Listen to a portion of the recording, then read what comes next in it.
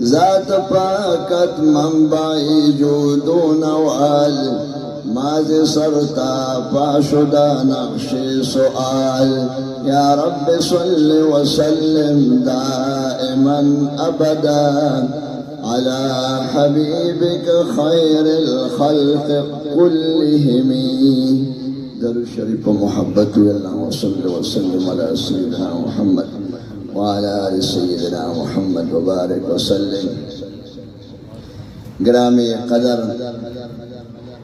شیخ الحدیث ہر مولانا عبدالستار سے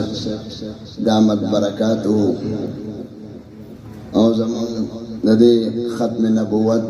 عالمی مجلس داغی مقامی کارکنانو زمان کشر برادر محترم حضرت مولانا غلام نبی سے حضرت مولانا کریم اللہ سے سٹیج بانے درنو علماء کرامو او مخامخ ناس دیر درنو اہل علمو گرانو حاضرینو ستاسو دے محلہ کے ختم نبوت دا کانفرنس پروگرام منعقد شوی دی. ستاسو دا شوق و جذبہ و دا خدمت اللہ پاک دا دیلا قبولیت ورکی او دا حضور علیہ السلام سر دا عقیدت و دا محبت دا زیادی دو ذریعہ دی اگرزی دا دوارو جہان و سردار کل خوب پیغمبر علیہ السلام جسنگ دا خدای پاک کل پیغمبر و رسول اللہ مبارک دے نغشان زمان دا طول استاس و ایمان و عقیدہ دا چی حضور علیہ السلام دا طول انبیاء کرام و دا طول رسولان و خاتم المرسلین و خاتم النبیین آخری پیغمبر دے او ختم نبوت دا غی صفت ذاتی جسنگے منگ دا خدای رسول گنو نقشان آخری پیغمبر گنو کم خلق چی حضور علیہ السلام آخری پیغمبر نگنی لکہ دے زمانہ کے دا زائغین و ملحدین و قادیانان و مرزایان علیہم لعنت اللہ دا خدای لعنت و قہر دے پہ نازل شی. اول خوتا دا ہدایت سوال کرو نو آغا ملعونین چکم مردین آغی دا حضور علیہ السلام پا ختم نبوت بانے حملہ کردہ ما چکم آیات مبارکس دا سمخ کے تلاوت کرو پا دا آیات کے دا حضور علیہ السلام کلی نمم ذکر دیں او دا حضور علیہ السلام دا غی دا کار ذکرم پکی دا رسالت و نبوت او دا حضور علیہ السلام دا مقام او دا مرتبی نمم دیں دا حضور علیہ السلام خپل محمد صلی اللہ علیہ وسلم. محمد مانا ما یحمده الاولون والآخرون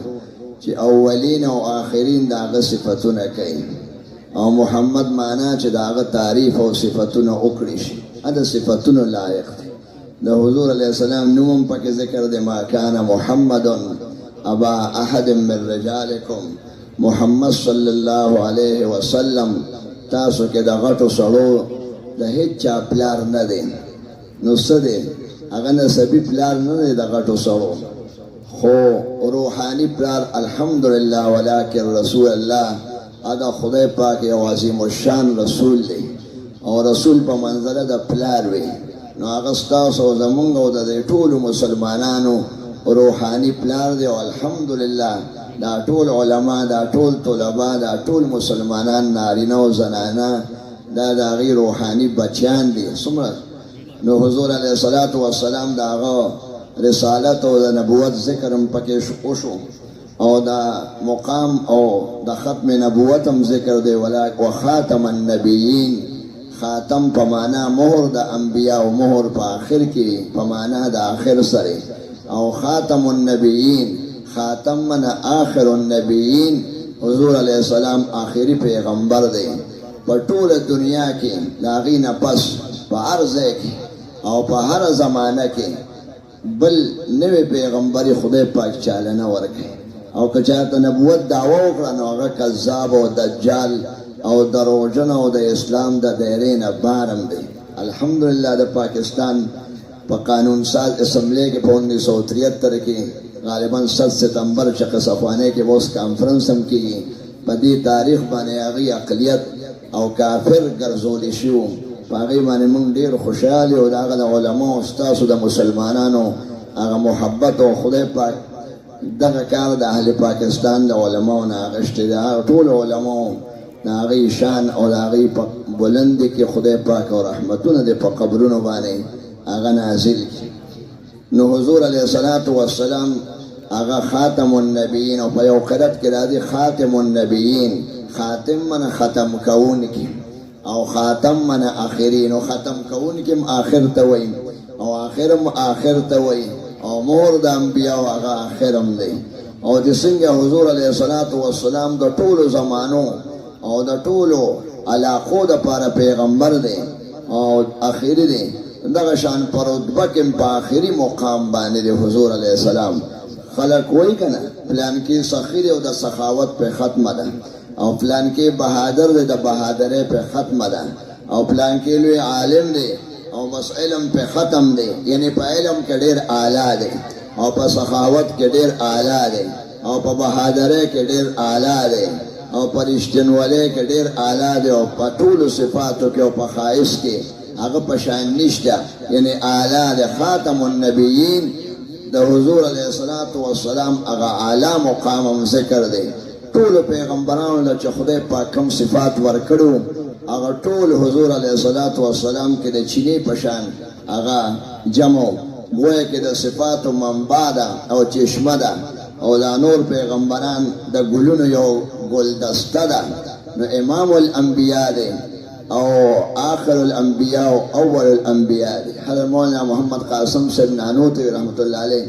یو ځل هندوانو سره مناظره وه، نو هندوانو سره ناستو، پخوا هغې کې مذهبي تنظیمونو، نو بحث یې ورسره کوو. نو چې کېناسته ورته وایي تاسو اول خپل دلایل بیان کړئ. هغې خو حضور علیه السلام نبوت نه مني، ختم نبوت به یې څه ومني. نو خبره شروع کېده، ورته وایي تاسو خپل دلایل مخکې ووایئ. هغې ورته وایي تاسو نیکانې او بزرګانې علماء مشران یې قدر، ورته وایي تاسو ښکلي خلک یې، نو تاسو خبره مخکې شروع کړئ. ده ورته وایي نه تاسو مخکې خپل دلایل ووایئ. هغې ورته وایي دغه دی نه تاسو مخکې ووایئ نو بیا به مونږ یو. ده ورته وایي زمونږ حضور علیه الصلاة والسلام دا عقیده ده چې د خدای رسول دی او آخري پیغمبر دی، نو زه به آخر کې خبرې وکړم اول تاسو وکړئ. ختم نبوت خبرې په خبرو کې م کورئ. وایي زمونږ پیغمبر آخري پیغمبر دی نو مخکې تاسو خبره وکړئ، د خپلو مشرانو د خپل بیا به زه وکړم. هغې ورته وایي چې د ادب د وجې نه وایو، د اکرام د وجې نه وایي ښځه بیا به اول وکړم. نو حضور علیه السلام زمونږ دا ایمان دی چې اول النبیین اول پیغمبر هم دی. د حضور علیه السلام د نبوت فیصله اول هم شوې وه، کنت نبیا و آدم بین الماء والطین. زه پیغمبر وم چې آدم علیه السلام د هغه لا ساخت او دغه برابرېدم، لا پیدان نو سا پکې نه وه اچولی شي. په میدان د عرفات کې شاته یو وادي ده، وادي النعمان، نو هغې کې شپېته د ګزه دا ګز دی شرعي، یو شپېته ګزه ډانچه د دنیا د ټولې خاورې د ځمکې نه جبري علیه السلام یو لپه راجمع کړه او خټه شو خوشته شو. بیا چې ښه دغه شوه د ټیکرې او د جوړولو برابر شو، نو بیا یې ډانچه جوړه کړه. نو هغه لا لوند او خټه او خوره کې چې زه پیغمبر یم، نو حضور علیه السلام اول النبیین هم دی او آخر النبیین هم دی. الحمدلله دا ډېر لوی عزت دی. هغه ټول صفات خدای پاک دې کې جمع کړي دي چې کوم خدای پاک پیغمبرانو له ورکړو. که تاسو ګورئ د معراج په واقعه کې حضور علیه الصلاة والسلام د خپل تره لور وه، د علي صاحب مشره کونډه وه، نو ام هانې د هغې په کور کې ودو. جبرئیل علیه السلام په شپه کې راغی او میکایل علیه السلام او چت وشلېدو، دې داسې د خپې نه وړقه ووایي راځه. نو پیس او د خوب و نیمه شپه به تېره وه. نو دلته مقام ابراهیم او حجر اسود کې دلته کېناسته، هغې په لګن کې زمزم اچول او دلته د زړه اپریشن که او شق صدر چې څنګه دا کمره داسې وشلېده، نو ستا سینه به اوس هم شلو او ناشنا خبرې به ته ګورې، نو دا سینه یې ولا شلوله. ده ته وایي کېنه، هغې هغه اوبه مو به برابرې په خانه کې زمزم. او حضور علیه السلام د خوب و، نو بیا د هغې دغه شو چې راغی بیا دغه شو ودو حتیم ته تلو دلته کېنو نو هغې چې لاړ بیا دې حتیم ته لاړه حتیم خو د بیت الله حصه ده نو بیت الله شریف د حتیم کې دا یو بیت الله حصه ده خو بار راغلی ده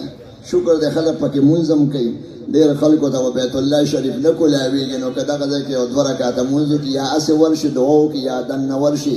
داسې شو لکه دی چې بیت الله شریف ته دننه شو خیر خو لوی واقعات دي نو هغه ځای کې ول اپریشن وکړو سینې ول به وګنډله صحابه کرام وایي انس صاحب د حضور علیه السلام سینه کې ما د ګنډ نښه کته دا روحاني شخ نه و دا جسماني و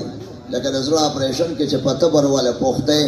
او د هډوکې مات کې او زړه وله روباسي او صفۍ کې رګونه او بیا وله کیري دغه شان په خانک کې وله زړه روغ کړو او هغه صفۍ وله وکړه په زمزم یې ووینځو او خدای پاک د ملایکو په لاس باندې صلاحیتونه د هغې بره نظارو د کتو طاقت او استعداد او صلاحیت او هغه انوارات او د هغې خیر نه ډک نو بیا ولې زړه ګنډلی دی نو چې ته بیت الله شریف ته په کائناتو کې خو اول کور په مخ د ځمکه بیت الله دی د کائناتو د هغه اول ځای هغه ځای نه روان شو حضور پاک اول النبیین دی نو د حتیم د بیت الله چې هغه اول مقام دی په کائناتو کې د هغه ځای نه روان شو قرآن شریف کې راځي ان اول بیت وضع للناس په مخ د ځمکه اول کور هغه بیت الله شریف نو د بیت الله شریف ګویا کې د منځ نه روان شو دا هغه اولیت ته اشاره شوه او بیا بیت المقدس ته د موسی علیه السلام په قبر کې ولید کثیب احمر ورته ویل والد صاحب ما هغه ځای ته تللی و په 1966 کې هغه وخت کې اسرائیل نه و اغوښتی والد صاحب رحمت الله علیه خدای پاک دې په رحمتونه نازل کړي دا ټول علما الحمدلله لیدلی دي نو هغې د موسی علیه السلام زیارت ته تللي وو هغه د اسرائیل د قبضې نه مخکې الله دې هغه ځای نه آزاد کړي بیا بیت المقدس ته لاړو او الخلیل ته تلو د ابراهیم علیه السلام هلته خښ دی او ورسره خوا کې اسحاق علیه السلام دویم ځای کشرې او ورسره یعقوب علیه السلام او یوسف علیه السلام خښ دی د هغې زیارت یې وکړ بیا بیت المقدس ته تلو یو اووه شپې کړی وي شیخ صاحب هغوی به سبق کې موږ طالبانو ته هم خبرې کولې بیت المقدس ته ورغلم په مانځه کې بلې خلک په مسجد اقصا کې خدای پاکه دا هغه قبیله اول ده لیک شان کسان و په صف کې به ناست ماښام مانځه کې مازدیګر مانځه کې نو چې امام به سلام ګرځوم نو چې ما به سلام وګرځو شیخ صاحب به وایي نو دی خوا به اول صف نه و پوره دویم صف کې خو څوک نه نو نیم صف داسې مونځ چا نه کولی نو چې دی خوا مې سلام وګرځو نو دی خوا هم داسې اول صف نیمګړی دی خوا هم نیمګړی ډېر به خفه شوم چې دا هغه مسجد اقصا دی او دا د مسلمانانو حال دی یعنې دغه هغو غیرتي وو نه خفه کېده به او چینکۍ به ګرځېدې کیمرې او په خوا به هغه بلیک اینډ وایټ کیمرې وې لکه د بجلۍ میټر نو هغه به یې داسې جینکۍ به وی او جاګر به یې چولو پینټ کوټ هندوانې فرنګیانې هر قسم عربیانې مسلمانان غیر مسلم به د جمع مخې ته ګرځېدل او فوټوان به یې اخېستل ډېر به خفه شوم په بوټانو سره چې دا زه څه وینم نو قرآن شریف مې خو دېر سپارې په جومات کې یو ختم وکړو تلاوت به هغې ډېر کوم خو خفه وم پیچرو به وتم ما به وي نن دی که سبا دی او دا مال د زرغون شاه دی نن دی که سبا دی دا ځای د یهود دی لکه مسلمانانو کې غیرت او هغه دغه هغه اسلام هغه مینه قدر او اعمال هغه نشته خفه په بل کال یې بیا واغېسته ما یو کال پس به اسرائیل په 1967 کې قبضه که الله دې آزاد کړي نو حضور علیه السلام د پیغمبرانو اکثر مقامات مدین د شعیب علیه السلام ځای او د موسی علیه السلام او بیت المقدس دا ټول ولیدل او جومات ته ورغی ښکلې ښکلې خلک ناست ټولو پیغمبرانو ته یې جمع ورکړه هغه لویه قصه ده او د هغه ځای نه بیا اول اسمان ته او دویم اسمان دریم او څلورم او پنځم اووم ته او بیا سدرة المنتهی ته وختو سدرة المنتهی یو مقام دی بیره ده سدره بیرې ته وایي او منتهی د دې ځای مخلوقات او ملایکې دغه ځای پورې خیږي باس جبرائیل علیه السلام دغه ځای پورې دغه د هغه مقام دی بره نشي ختی او چې کوم بره د خدای پاک مخلوقات دی ملایکې نو هغې دغه ځای پورې د هغې انتها ده هغه منتها د برنو دغه ځای دی او د لاندینو دغه ځای دغه یو سټاپ دی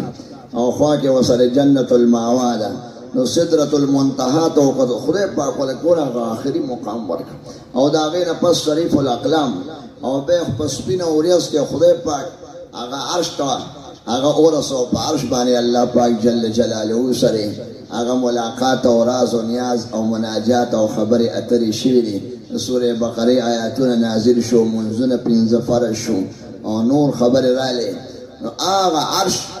دا د اوه اسمان او سدرة المنتهى او دا عرش او کرسی چې تاسو ورته وایي د کرسی د پاسه یو سمندر دی او د سمندر د پاسه عرش. نو په کائناتو کې آخري مقام هغه عرش دی. خدای پاک آخري مقام تم رسول دی، آخر النبیین، او بوی ته د معراج د اول مقام نه چې هغه حتیم او بیت الله دی. ان اول بیت وضع للناس وکان عرشه على الماء. دا خدای عرش او تخت دا په سمندر باندې ولاړ دی او سمندر لاندې کرسی ده. نو دا ټول دونه بره خدای پاک بوته د حضور پاک ختم نبوت دی. دا ډېر لوی مقام او ډېر لوی عزت دی. کافرانو به خبرې کولې. حضور علیه السلام پسې یو زوی مړ شو قاسم، بل زوی مړ شو طاهر، بل زوی مړ شو د خدیجې بیبي طیبه. دا درې زامن یې مړ. نو خلکو به خبرې کولې که نه چې زه بس پلار ده خو چې زامن یې نه وي، نو د هغه نبوت او میراث به خو دغه نسبي وارثان چلی. نو چې دی مړ شي نو قصه به ختم. خو یو څو ورځې صبر هلکه تاسو به نه مرئ چې دی به مري، نو د باندې به وفات راشي او بچي یې نشته. نو بس دا میشن او دا اسلام او دا دین به بالکل ختم شي. د اسلام دشمنانو په خوان ارزوګانې لرلې چې دا دین به ختمېږي چې حضور علیه السلام زه مرګه پورې به یې وچلې رستې څوک نشته، د ده اولاد نشته. خدای پاک آیاتونه راولېږل، خبره هم ټیک ده. غټو سړو کې د ده اولاد نشته، نارینه اولاد. ما کان محمد ابا احد من رجالکم. حضور علیه السلام تاسو کې د هیڅ چا د غټ سړو پلار نه دی، یعنی بالغ کسان. ځکه بچي ټول نابالغه وفات شو. د دې آیات د نزول نه پس بیا وروسته ابراهیم صاحب شوی دی، خو هغه هم د 10 میاشتو کې وفات دی. په جنت البقیع کې خښ دی، امام مالک صاحب خښ دی. او د نبی علیه السلام وړوکې بچی د ماري بیبي ابراهیم صاحب هغه خښ دی. او د مالک صاحب استاد نافع صاحب چې د ابن عمر صاحب شاګرد هغه خښ دی. عبدالله بن مسعود صاحب ورسره خښ دی. دی خو د تره زامن دي د حضور پاک، دی خو یې بیبیانې دي، 9 بیبیانې خښې دي. ورپسې به یې لوریانې خښې دي، فاطمه بیبي او دا نورې لوریانې. دا د حضور علیه السلام خښې دي او نور صحابه کرام دي او بزرګان دي لوی. خیر، نو حضور علیه السلام د هغه نسبي اولاد خو نشته، ولکن رسول الله، لیکن د خدای رسول دی. رسول خو روحاني پلاری د امت. رسول خو د خدای پیغام اخلي او خلکو ته یې رسوي او د امت په شان د بچو دی. نو نسبي بچي نشته، خو روحاني بچي به یې ډېر. نسبي خو 2-3 وي، هغه یې نشته. روحاني بچو کې دومره لوی لوی خلک را روان دي چې هغه د هغې نسبي بچو نه به اوچتي، لکه ابوبکر صدیق صاحب او حضرت عمر فاروق صاحب او عثمان ذی النورین او علی المرتضی رضی الله تعالی عنهم او دا لوی لوی خلک څومره صحابه کرام او بدرین او د احد صحابه او حدیبیې والا او عشره مبشره، ډېر لوی لوی خلک چې هغه د بچي هم اوچتي، خو هغه په صحابیت کې د هغې مقام ټول اوچتي. ابوبکر خو د ټولو صحابه کرامو سردار دی، د هغې د لوریانو د بچیانو سردار دی، د ټولو. داسې لوی لوی خلک پکې را روان دي، الحمدلله. او هغه کار د نبوت باغی چې دا ارمان به پوره نشي چې حضور علیه السلام خو محمد ابن عبدالله غ نسبي هغه حیثیت ته تاسو ګورئ چې نسبي اولاد یې خو نشته، غټ سړي پکې نشته، لوریان یې خو لوی وي، خو هلکان پکې نه لوی. بس خدای پاک پکې راز و. خو د روحاني بچي به یې ډېر. روحاني بچي خو یو به نه دي، 1,30,000 صحابه کرام ټول امتیان دي او امتیانو دپاره پیغمبر په منزله د پلار وي. د حضور علیه السلام یو غلام و خدیجې بیبي اغوښتو، د هغه نوم دی د علماو ټولو ته معلومه ده، زید ابن حارثه. دا چېرته کافرانو چېرته یې غوا کړو، په ظلم باندې په بازار کې خرڅ کړو. خدیجې بیبي به یې واغوښت. نو چې یې واغوښته به یې حضور علیه السلام له یې ورکړه. نو هغه به تجارت کوو حضور علیه السلام سره. چېرته په تجارت کې د هغه خپلولان د یمن خبر شو چې زمونږ غالب زید ابن حارثه هغه نبی علیه السلام سره دی. نو پلار یې راغی او ترې راغی حضور علیه السلام ته وایي دا زمونږ بچی دی او ظالمانو تختولی دی، مظلوم دی او دلته بازار کې د غلام په شکل کې خرڅ کړه، تاسو ته راورسېدو. حضور پاک ته بیبي په هدیه کې ورکړو په تحفه کې.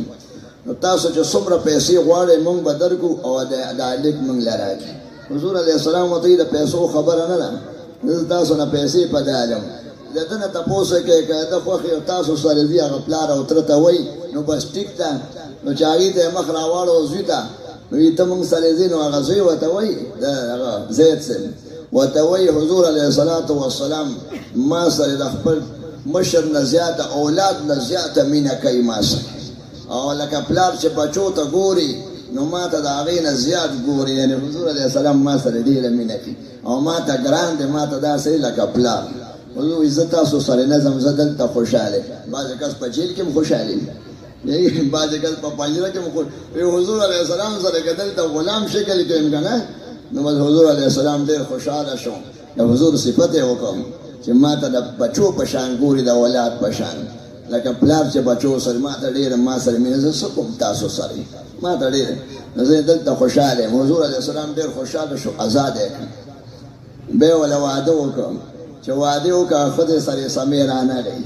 بیا حضور پاک الویه قصه د هغه بیبي کړې ده، خلکو پروپیګنډې شروع کړې، د زوی ښځې یې وکړه د زوی. الله پاک آیاتونه راولېږل. پخوا به داسې و د چا به غټ هلک بچې نه نو بل ماشوم به یې بچې کړ لیپالک او متبنا. بیا خدای پاک آیات راولېږل چې پردی زوی کېږي نه، پردی زوی به خپل پلار پسې یادوي. هسې که ته به هلکانو خرچه کې لوی کې تربیت یې وکړې واده وله وکړې دا ښه خبره ده، احسان دی. الله پاک آیات راولېږه ما کان محمد ابا احد من رجالکم، تاسو کې د هېڅ چا د غټو سړو نه حضور علیه السلام د چا پلار نه دی. زید ابن محمد به ورته نه وایي، بیا به صحابه کرام ورته زید ابن حارثه وي، دا د یمن و.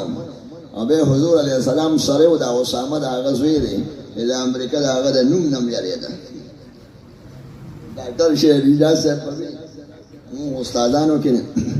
هغه به د امریکا او د ملحدینو مشر غټ شیطان چې په افغانستان یې حمله وکړه. خدای دې الحمدلله شیخ صاحب بارمانو چې که یا الله کافران د افغانستان نه وښکلې کې دا د انګریزانو ایجنټان دي. دا غلام محمد قادیاني دا خو بالکل د انګریزانو ایجنټ او تالیسټ او د هغې پیسې به یې خوړې او حضور علیه السلام په شان کې به یې ګستاخي کوله او د صحابه کرامو په شان کې او د فاطمې بیبي دومره سپکه یې کړې څوک په خوله نه شي ویلی، کتابونه سړی کتې نه شي. او د عایشې بیبي څومره سپکه یې کړې د هغې له خدای عزت ورکړی او خبیث سړی و نو خبیثې خبرې به یې کولې صحابه کرامو پورې ابوبکر صدیق صاحب پورې عمر صاحب پورې به یې خنداګانې کولې او ملا خو ورته ګازر هم نه ښکاري. دومره سپک سړی هغه تېر شوی دی. خدای پاک هغه مخبوط الحواس او دماغ یې خراب و، خو بس دا دنیا د فتنې دی رنګارنګ پکې. ځان ته به یې پیغمبر وي، کله به یې څه وي، خپلې بیبیانو ته به امهات المؤمنین وي. او د جنت البقیع په مقابله کې دلته یو قبرستان جوړ کړی او دغه په جامع دمشق په مقابله کې جومات جوړ کړی او د بدریانو صحابه خپل 313 حرامیان ملګري ورسره کافران هغې ته به یې بدریان وي، دا زما صحابه کرام دي. او خپل زوی ته به یې قمر الانبیا وي، دا لقبونه او بیبیان خپل زنانو ته دا لقبونه د صحابیاتو او د صحابه کرامو نومونه د هغې پورې به یې کړو. دومره سپک سړی تېر شي، بس لویه فتنه وه نو شاته ورسره دا انګریز مردار ولاړ. خو دغه امریکا انشاءالله د دې علماو د نیکانو او د دې پښتنو مسلمانانو غیرتمندو هغه جرأت دی. علما به خو جهاد باللسان کوي که نه او بالقلم به کوي، لیکل او وینا، او جهاد بالسیف او بالسنان اخو امیر المؤمنین او امارت او حکومت به کوي. دا هم جهاد دی چې تاسو ناسئ. الحمدلله د دغې زائغینو د دغې ملحدینو د دغې د اسلام دشمنانو د حضور پاک د نبوت او د ختم نبوت دشمنان تاسو ورته ولاړئ. الحمدلله خدای پاک دې مونږ دا ښکلی کار تاسو زمونږ نه والي او دا فتنه اوس نه پیدا شوي. خدای پاک چې وي ولکن د خدای رسول دی ډېر امت پیدا ده ولکونو په اربونو. موسی علیه السلام چې په شپږم اسمان کې حضور علیه السلام ولیده نو چې حضور علیه السلام اوم اسمان ته خطر موسی علیه السلام وژړل. او دا علما وایي چې هغه ولې وژړل، د بنیتۍ په وجه نه دي ژړلی. پیغمبرانو کې خو دا بیماري نه یا حسده بلکې ورته وپسخېده چې دا آخري پیغمبر دی او عمر کې مانه کم دی او د ده روحاني اولاد او امتیان به ډېر جنت ته ځي او زما امتیان به کم ځي. ځکه احادیثو کې راځي چې امت محمدی او په جنتیانو په شپږ شلې صفو کې اتیا صفی یعنی ثلثین 2/3 جنتیان به د دې امتي ولکن رسول الله داسې عظیم الشان رسول دی وخاتم النبیین او آخری پیغمبر د ټولو ملکونو وطنونو دپاره قیمته پورې او د ټولو خلکو دپاره او د انسانانو او پیریانو او بل نبی بالکل نشي بل نبوت چاته نشي ورکولی کېدی دا ناممکن ده هغه دجال ظالم د یهودیانو مشر او د اهل کتابو چې په دنیا راشي نو خدای پاک به له زوړ پیغمبر راولېږي ګوره که ختم نبوت نه وي او خدای بل پیغمبر په پیغمبر په لاس مړه کولی خو بل پیغمبر به رالېږلو قدیم پیغمبر عیسی علیه السلام خو پخوانی پیغمبر دی د امتي حیثیت سره به راشي او بعضې د دین خبرې به روانې شي نو مجدد د دین دی او د یهودیانو ته به ښکاره شي چې تاسو وایئ چې عیسی علیه السلام موږ قتل کړی دی زه قتل لیم خدای پاک راکوز کړم د دجال د وژلو دپاره هغه ما قتلو د خدای خبره رښتیا ده زه قتل شوی نه یم دا یې جمدیم او د عیسایان به یې سولی شوي دلته یې ټۍ لګولي که نه او په مقبرو په قبرونو باندې کراس لګولي او دلته یې صلیب اچولي په ټوپۍ کې او دلته یې د سرو زرو یا د پیتلو یا د اوسپنې سټیل تاسو به کتلي دې مرۍ کې اچولي بعضو چا ټیان یې تړلي وما صلبو د عیسایانو خبره غلطه شي چې نه مړ دی او نه سولی شوی دی بالکل دا دی روغ رمټ خدای پاک اسمان ته وخېږو او هغه ارمان یې پوره شو ټولو پیغمبرانو دا ارمانو چې موږ به د آخري پیغمبر نبوت هم د هغه مددګار به یو خدای پاک د ده نه د امتي حیثیت سره هغه خدمت علي خلیفه به یې لکه د ابوبکر صدیق صاحب هم نبي دی پخوانی خو هغه آخري پیغمبر او د حضور پاک شریعت بچلی نو حضور پاک خاتم النبیین او آخر النبیین دی د ابوبکر صدیق صاحب زمانه کې مسلمه کذاب ظالم د یمامې مشرو په زرګونو خلک لکونو خلک یې ګمراه کړ ځان ته به پیغمبر وایي ابوبکر صدیق صاحب خبر شو ټول پریشان و به د جهاد دپاره خالد ابن ولید صاحب په مشرۍ کې صحابه کرام تیار شو ډېرې قربانۍ کړي دي څه په بدر کې شهیدان شو خو شهید د نبوت دی او څه په یمامې په جنگ کې او د ختم نبوت د منکرینو په مقابله کې چې مړ شو هغه شهیدان د ختم نبوت دی الله دې ټولو باندې رحمتونه نازل کړي چې لاړل مسلمه سره 40,000 فوج ټول ځوانان هلکان وسره او مسلح فوج 40,000 او دا مسلمانان خالص صاحب ډېر بهادر وو چې دوی پرې ورلل یو 28,000 کسان یې خو ترې ووژل او هغه 12,000 کسان څه مسلمانان شو څو تښتېدل او بس هغه او مسلمه هم پکې مړ شو خدای پاک د ابوبکر صدیق صاحب د ختم نبوت کار اغشتلی دا ملحدین زائغین دا به قیامته پورې دجال به هم د نبوت دعوه کوي هغه لوی دجال خبیث یهودي ځان ته به نبي وایي او بیا به ځان ته خدای هم وایي خدای پاک د جعلي مدعي د نبوت دروغجن د قتل دپاره عیسی علیه السلام به د دویم اسمان نه قیمس نه مخکې هغه راکوز کړي دې کې دې ته اشاره ده چې څوک د حضور پاک ختم نبوت نه مني یا ځان ته پیغمبر وي هغه واجب القتل دی ګوره عیسی علیه السلام والا خدای پاک او الله پاک حضور علیه السلام له دا صفت هم ورکړی ختم نبوت او ډېر صفتونه یې ورکړي دي آدم علیه السلام ته ډېر صفتونه حاصل او ابراهیم علیه السلام او موسی علیه السلام او یوسف علیه السلام او عیسی علیه ټول حضور علیه السلام له خدای ورکړي په طور مثال به ووایم بیا زه خبره ختمومه یو صفت د آدم علیه السلام دا چې الله پاک ټولو ملایکو ته ووایي چې دته تاسو سجده وکړئ فسجد الملائکة کلهم اجمعون الا ابلیس ابلیس نه علاوه ټولو ملایکې په یو ځل په جمع وته سر ولګو لکه بیت الله ته چې موږ یا د سلام شکل و د عزت سجده وه نو سجده یې ورته وکړه دا ډېر لوی عزت دی خو دا یو ځل شوی دی بس ټولو ملایکو یو ځل آدم علیه السلام د خدای حکم مؤمن به خو د خدای حکم مني قیل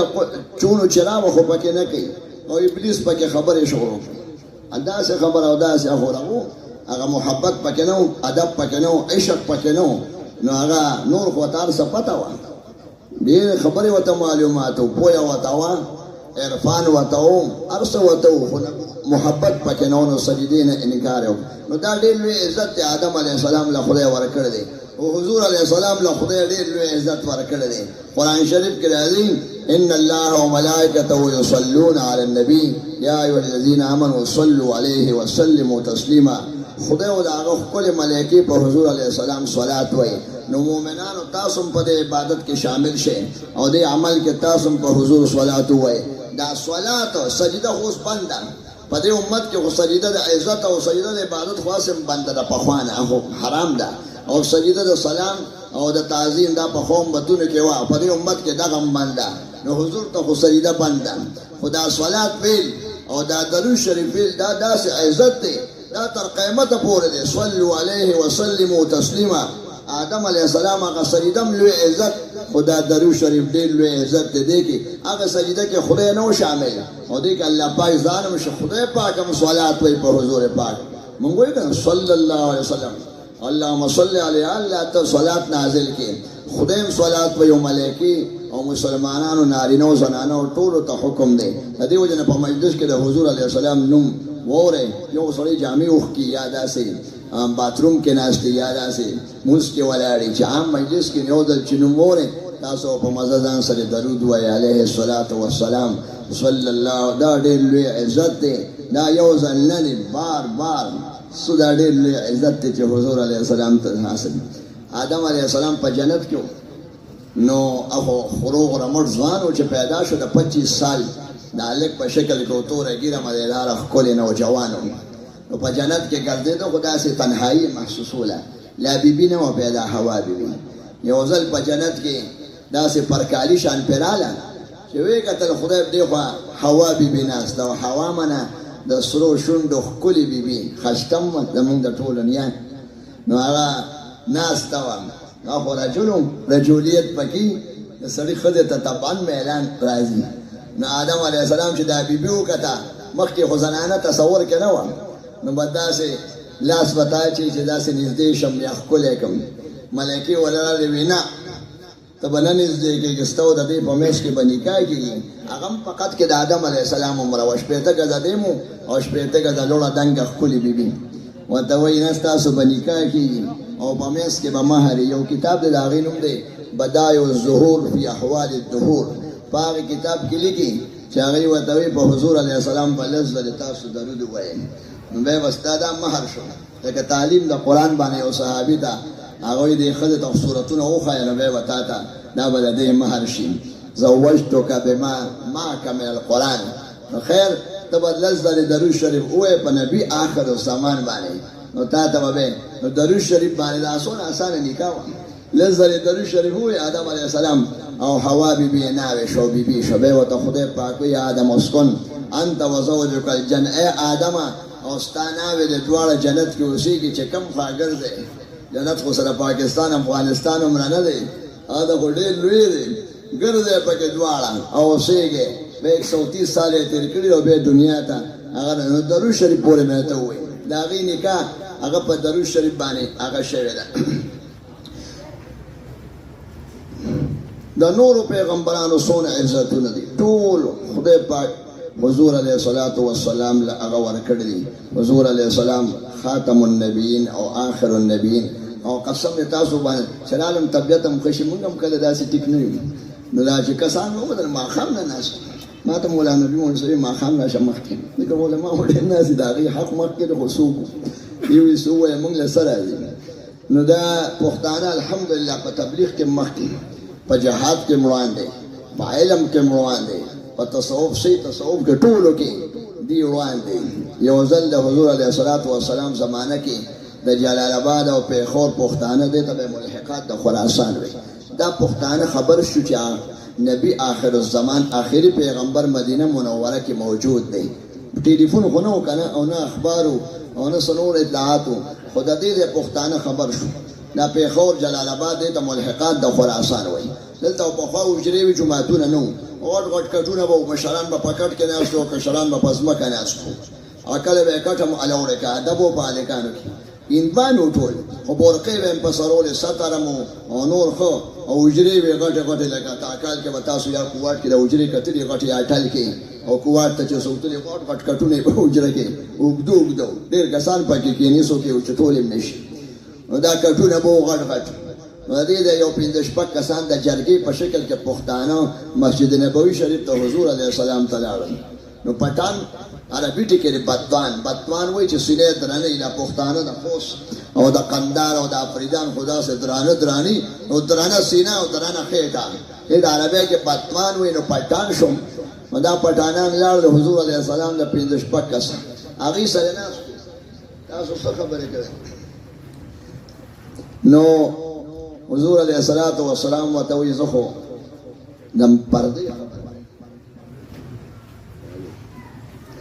د پردې خبرې کوم دا پښتانه وته په مسلمانانو کې خو پرده اوسم ډېر زمونږ وطن کې خلک دلته به خلکو ښځې بورخې په سر وړي نه دا ټلویزیون او دا نور څیزونه چې راغلي دا مردار دا نوې ټکنالوژي نو دې دا ستر او پرده لږه کمزورې کړه الله دې ستر او پرده د پښتنو کې دا ډېره او الحمدلله خدای دې باقي او ساري ولري او د دې مدرسو د تبلیغ د برکته انشاءالله برخه به ډېره شوه د دشمنانو او غرمانونه به پوره نه شي به حضور علیه السلام سره خبرې کې تاسو زمون خلک به اسلام زر قبول کړي برخه پکې شته ستر نور څه خبرې کوي وی د میلمه د اکرام خبرې کوم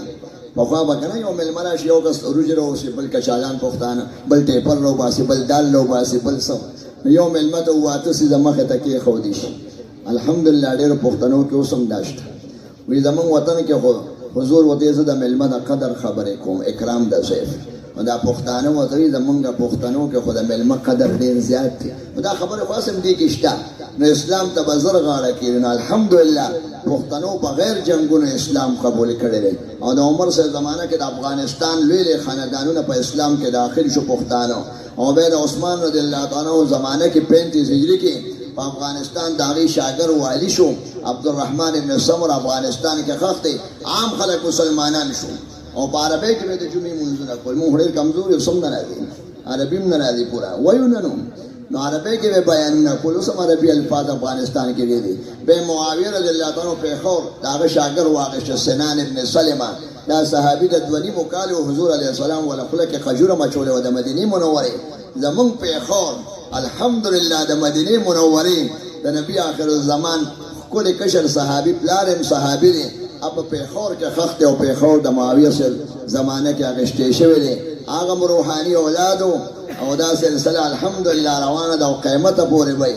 الحمدلله دا کافرانو او غارمان چې د حضور پاک نسب به ختم شي داسې نه دی روحاني نسب ډېر زیات دی دا سلسله به قیمته پورې الله یې دغه ښکلي بچو کې تاسو مونږ راولي او الله پاک حق په پاکستان او په ټوله دنیا کې د ختم نبوت چې کوم مقاصد دي د مجلس عالمي هغه د خدای پاک پوره کړي او الله پاک د جماعت د مسلمانانو په دې حق کې تیسره ټول یو ځای کې او دا خدمت د دې قبول کړي او آخر دعوانا ان الحمد لله رب العالمین جزاک الله د حضرت شیخ صاحب د انتهایی مزیدار او پرمغز بیان نه بعد تاسو نه د یو